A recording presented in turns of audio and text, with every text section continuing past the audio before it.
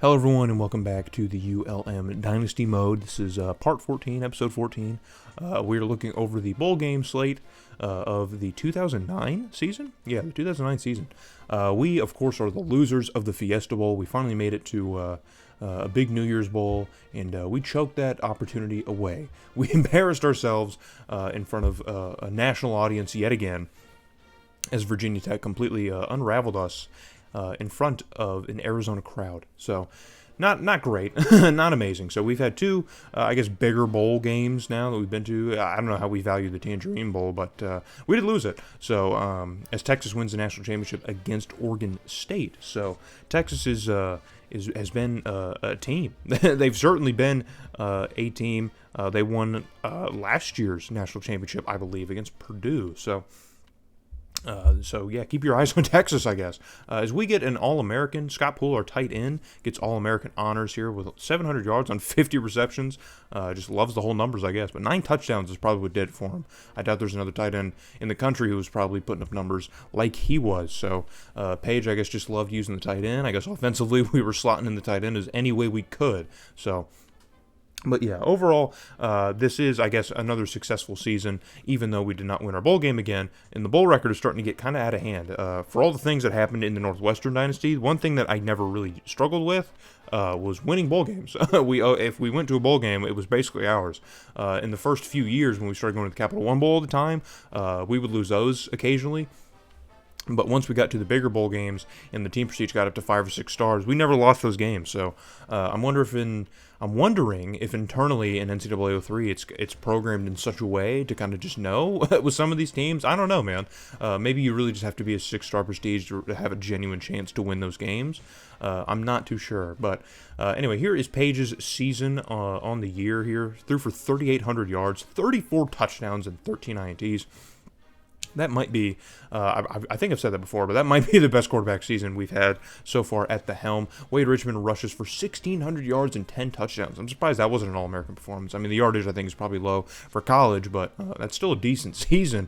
I don't want to scoff at that, man. That's, over 1,600 yards. Just barely, but it is over 1,600 yards. So, I'm completely fine with that. I'll take that. So, looking over receiving, we have two 1,100-plus yard receivers, as Darnell Leach gets 1,157 yards and 10 TDs, and Solomon Lynch gets 1,129 yards with 8 TDs, and then Scott Poole, of course, has 9, so that's not even second in the team in terms of touchdowns for receiving, which is cool. Trey Harris has an amazing season. Kobe Hatfield gives up quite a bit of sacks. I don't really like that. Chris Kim, a decent enough season here. Same with Dorsey Santiago. Sack numbers are a little bit up there. And Bill Petty, nothing too much to report on, but he didn't give up a ton of sacks. So just giving good coverage up front. William Strasser leading the team in tackles with Corey Becker, the defensive tackle, leading the team in TFLs. So I like the 14 number. It's good. William Strasser and Becker also split the team lead for sacks at 5 apiece, which is pretty consistent for Barry Davis. Beforehand. But yeah, so pass deflections goes to Andy Humphrey, our cornerback, our sophomore cornerback. And then Marty Ballard, our kicker, has, decent season. We haven't really had a lot of great production from kicking, but we did have a couple games come down to kicks, so I will not scoff at the season that he had. So Texas leads things off. But we're going to get into the Sun Belt Conference standings, and there you see we sit atop with North Texas just behind, that one conference loss coming to us. So, yeah, we firmly won off of that game here. And Idaho and New Mexico State just sitting at the bottom. Once again, Idaho, again, just really cannot get out of their own way. New Mexico State, I think, has bounced around at least a little bit, winning 5 or 6 games here or there, but just ultimately can't really seem to get anything consistent going for them. So, heading to the polls now, Texas is at the top with Oklahoma behind them. Interesting. Virginia Tech sits in at 3. Oregon State drops to 4. We are at 5. Purdue, who lost in last year's BCS game, is at 6 with TCU, Louisville, North Texas coming in at 9, and then Michigan closing at the top 10.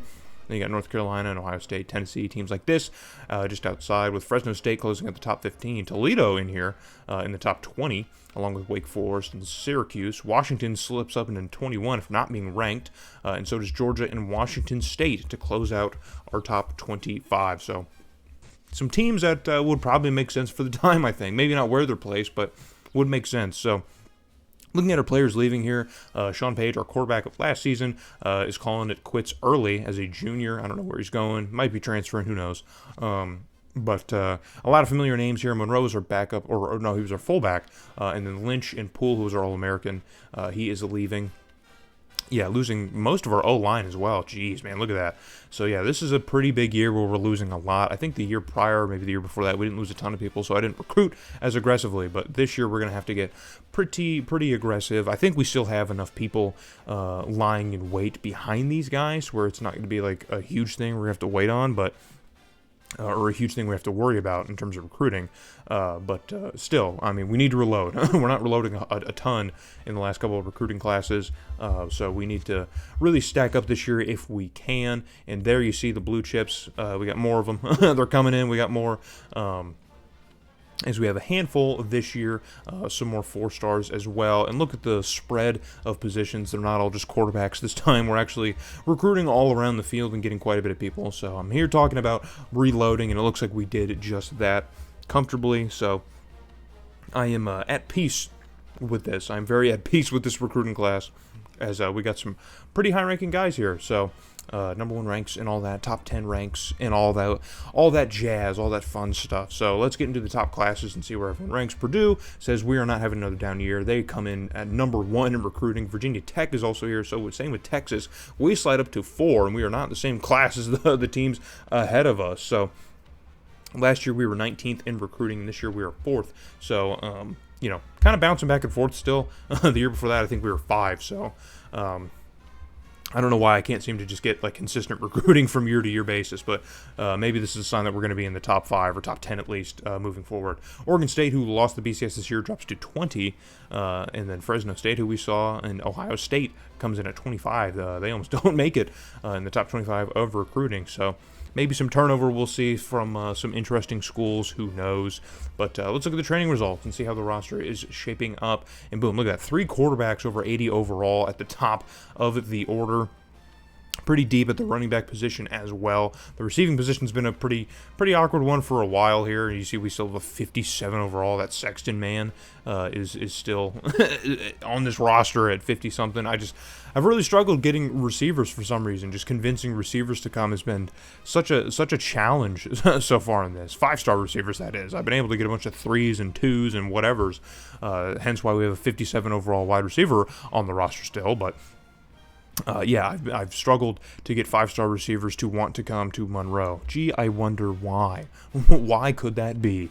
But yeah, I mean, they're all coming from Texas, so we actually have some leverage neighboring Texas. I don't have to spend a ton of recruiting points, but for some reason, I just can't seem to get them.